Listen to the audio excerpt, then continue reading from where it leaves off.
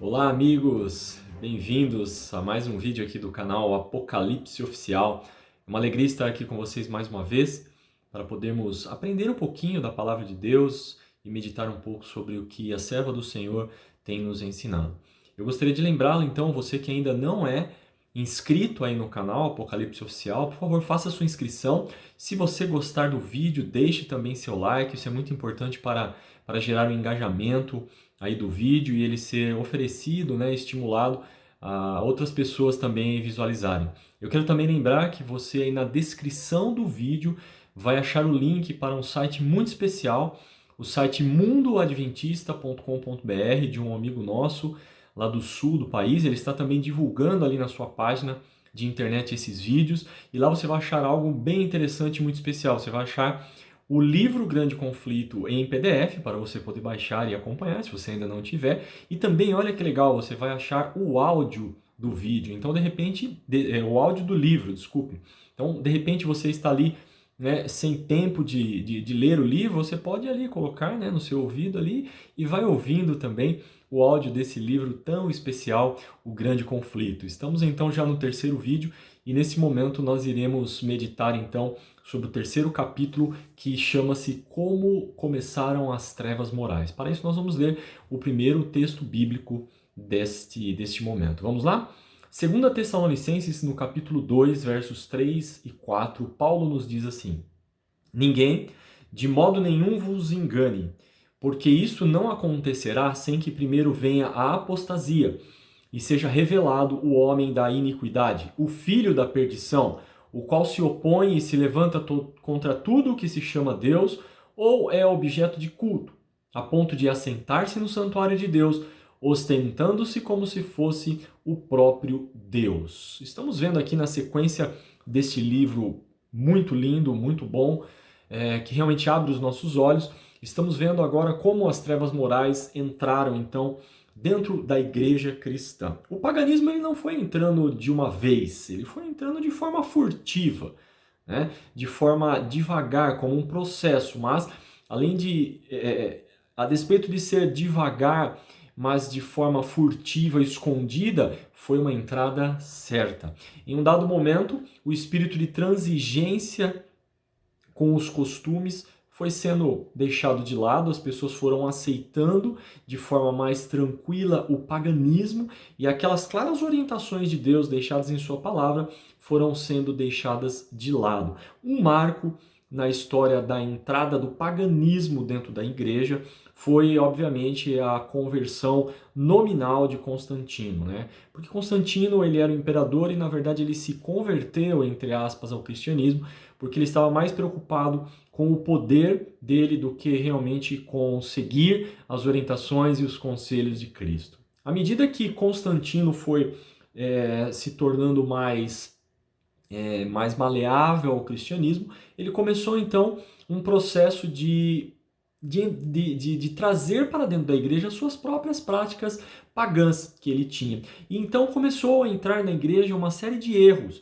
E esses erros, obviamente, eles foram entrando ao longo da história do cristianismo. Eu vou apenas citar algumas aqui que também são citadas nesse livro. A primeira delas, a adoração de ídolos. Começaram então os cristãos de uma forma até estranha, né? Deus já havia proibido isso de forma muito clara no segundo mandamento, mas eles começaram então a adorar ídolos. E o que precisou ser feito? A igreja tirou esse mandamento da lei de Deus, né? Porque a lei de Deus proibia, então o que vamos fazer? Vamos tirar da lei de Deus, é mais fácil, né? Entre aspas, é lógico que eu estou sendo irônico aqui. E acabou então que a igreja excluiu o segundo mandamento da lei de Deus e a adoração de ídolos começou a ser algo comum, algo normal. Outra trágica consequência dessa conversão nominal de Constantino foi, obviamente, a troca, né, do dia de guarda do sábado para o domingo, que era o venerável dia do sol, o dia então que os pagãos adoravam o seu Deus, Deus Sol, Deus da natureza que eles acreditavam. Então a igreja também teve que fazer uma pequena concessão aí, pequena entre aspas, né, uma grande concessão, mas ela trocou a palavrinha sábado para domingo. Então aí agora os cristãos não adoravam apenas mais no dia de sábado, mas adoravam também no dia de domingo. E esse processo foi ao longo do tempo se perdendo e a igreja passou efetivamente a adorar somente no domingo, a igreja cristã, vamos dizer assim, oficial. Óbvio que Deus sempre teve ao longo da história os fiéis, como nós vamos ver nos próximos vídeos. A igreja também passou a aceitar o Papa como o mediador para os pecados do homem. Outra invenção muito grave. Peregrinações, atos de penitência, as pessoas faziam com o objetivo de ter os seus pecados perdoados. E outra coisa que foi terrível na história do cristianismo foi o início da venda de indulgências. O que significava isso? A igreja vendia um certificado de perdão dos pecados. Então, se um pecador que não precisava estar arrependido, né, quisesse o perdão dos seus pecados, ele iria lá e comprava esse certificado. Esse certificado ele dava, entre aspas, dava, né, o perdão dos pecados passados, presentes e até, pasmem, pecados futuros que a pessoa desejava cometer. E ela já comprava o perdão futuro do pecado. Isso foi algo tremendo e continuou ao longo da história do cristianismo por muitos anos. A adoração também de relíquias e relicários. Veja esse texto no livro O Grande Conflito, na página 56. Ellen White diz que antigos escritos foram forjados pelos monges. Decretos de concílios de que antes nada se ouvira foram descobertos. Irmãos, olhem para cá. Perceba o que os monges fizeram. Eles inventaram antigos decretos e concílios, forjaram documentos, tudo isso para dar um ar de seriedade no que eles estavam fazendo. Isso é muito sério. Talvez muitos dos nossos irmãos católicos que até estejam assistindo, alguns deles, esse vídeo, não saibam disso, que muito daquilo que vocês acreditam como tradição e algo positivo da igreja pode ter sido forjado pelos monges exatamente para dar um ar de seriedade no que eles estavam fazendo. Outro erro tremendo que entrou na igreja, infelizmente, ele vem lá desde o Jardim do Éden, mas que ainda está hoje em nossos dias, é a doutrina da imortalidade da alma, que a alma tem uma consciência na morte. E nessa época, pouco depois, né, após essa entrada, né, de erros dentro do cristianismo, começou a Inquisição, que todos nós conhecemos como o período da Idade Média, o período de trevas morais, né? Ellen White, então, na página 60, citando a história do protestantismo de Willy, ela diz o seguinte: o meio-dia do papado foi a meia-noite do mundo. Entenderam?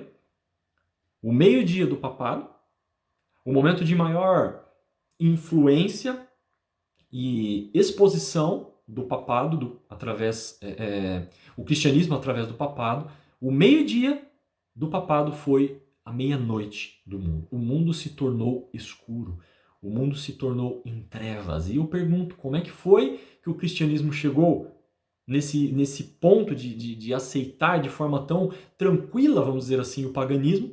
Ellen White responde na página 51. Ela diz assim: a fim de Satanás manter o seu domínio sobre os homens e estabelecer a autoridade humana, deveria conservá-lo na ignorância das Escrituras. Durante séculos, a circulação da Escritura foi proibida. Suprimido o revelador do erro, no caso a Bíblia, agiu Satanás a seu bel prazer. Irmãos, volta para cá, olha para mim, olha só que interessante. Quando a Bíblia foi retirada do povo, o povo não tinha mais o seu balizador.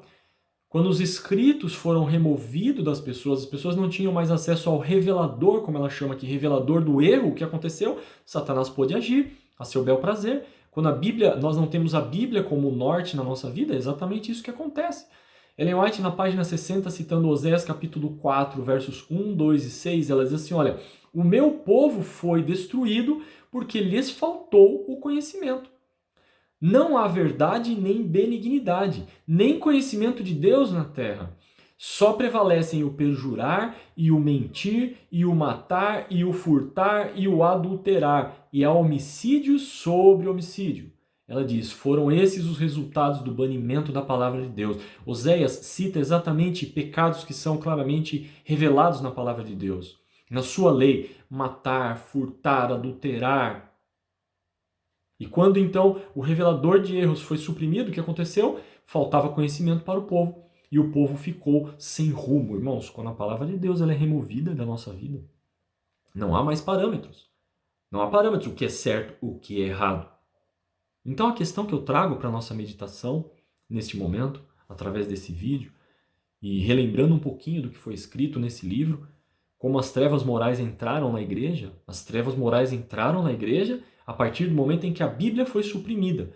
A Bíblia foi tirada da mão do povo. A questão que eu trago para a sua meditação nesse momento é: qual é a centralidade da palavra de Deus na sua vida? É isso mesmo. A Bíblia tem sido central na sua vida? Ou você tem dado ouvido a outras vozes? Você tem dado ouvido a outras pessoas?